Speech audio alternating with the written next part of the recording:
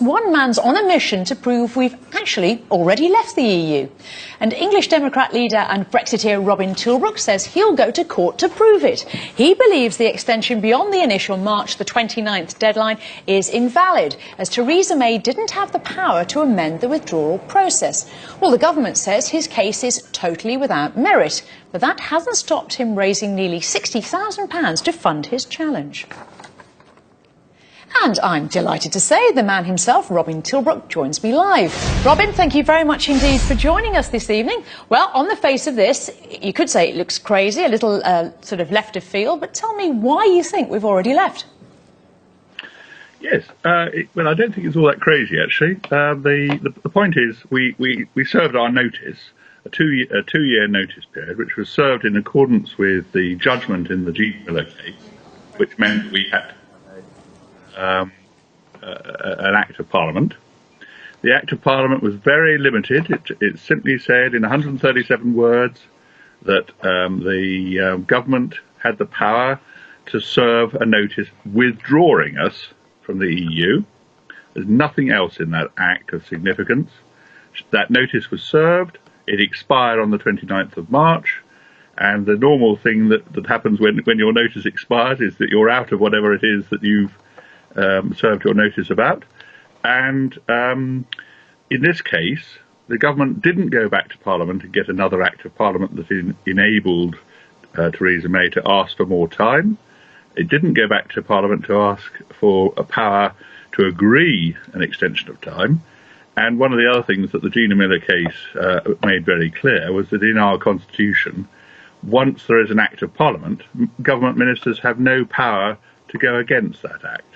So it is actually quite a straightforward claim in one sense, but it has very far-reaching consequences, of course. Indeed, Robin. Let's have a look at some of the things you said there. I mean, even if, and it's a big if, we have left, given that no one else thinks we have, doesn't that sort of negate the truth as you see it? Well, it isn't that no one else thinks that we have. We've consulted widely amongst solicitors, barristers, QCs, and so far we've come across almost nobody who said that we haven't got a strong case.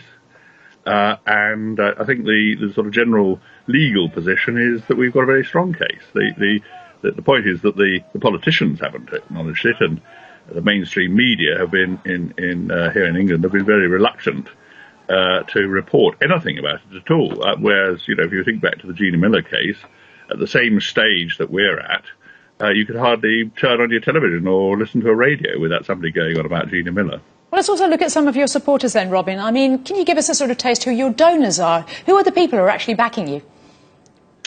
They're mostly ordinary members of the public who believe strongly in Brexit, and they've been willing to donate money to us.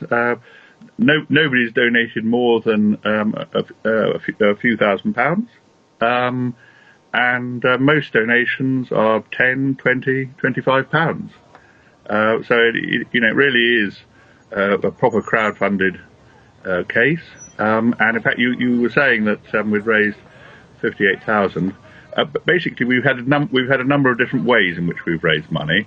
Some of which is specifically earmarked for the case, and others of which is generally supporting the English Democrats, because we are the people who are bringing the claim. So obviously, everything that we have is really on the line as far as the case is concerned. That is as the political party. That's not individual liabilities. Indeed, Robin. Let's also, if I could ask you one quick last question. If you do win your case, we'll have the hardest of hard Brexit. Instantly, you'll destroy the country, wouldn't you?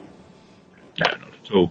A lot of economists have been saying that actually, from where we are now, the best option is to leave with no-deal Brexit or on World Trade Organisation terms. So it wouldn't be a particularly bad thing. It would be quite a good thing. It's probably the only way we're going to get out. So if you are a Brexiteer, this really is the one and only way out.